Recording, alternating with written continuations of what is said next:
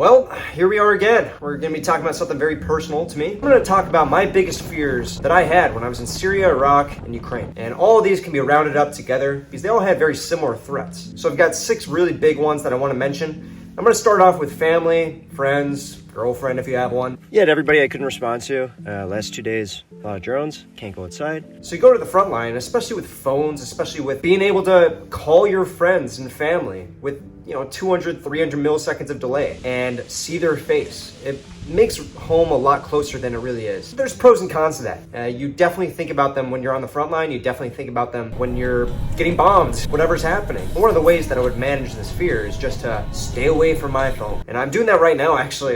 There's been a lot of heartbreak recently. A lot of people are in my community that are dying. People that I know, getting killed on the front line and stuff, and sometimes you just gotta put the phone away and just chill out. Going on to the next one, death. Still bombing. They're still bombing. All right, get inside. I'm getting Kamal. Get inside, get inside.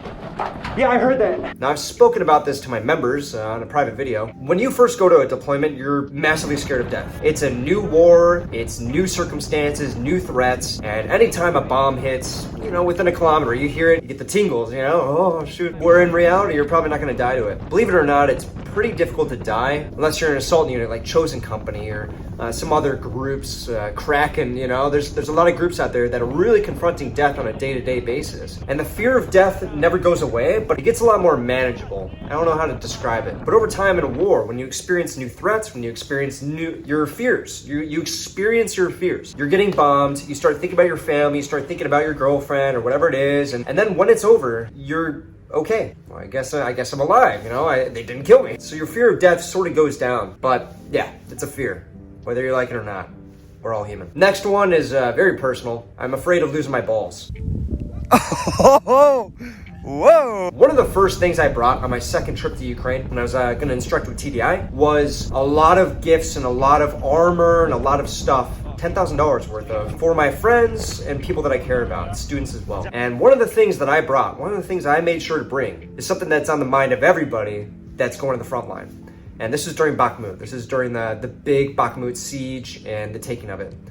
I brought 12 groin protectors, all right? And these groin protectors were British Army issued. They're pretty heavy. They'll stop like a pistol caliber, but a lot of shrapnel.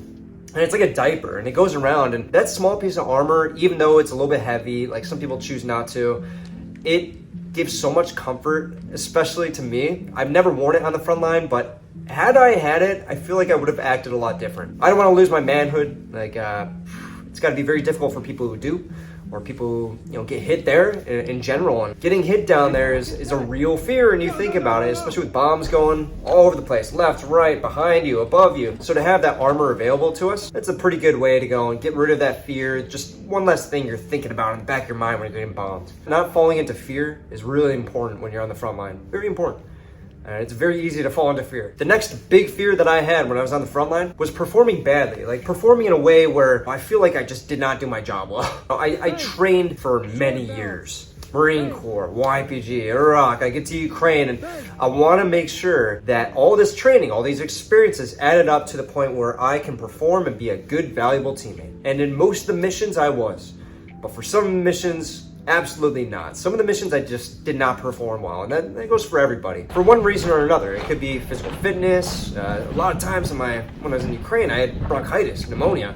It was very difficult to perform well, and at one point my squad leader had to take the mine out of my backpack and carry it for me because I was just dying. I couldn't breathe. And not just that, but the training. We put out a video recently where the Marine Corps is training for trench assaults, how they train for Ukraine. We try our best to make the training as realistic as possible so that way we can perform as well as we want to, but unforeseen problems, unforeseen casualties happen, and confusion happens, and that goes into the next one. I'm terrified of being surrounded. That was ours, yeah? It's ours? I think so, yeah.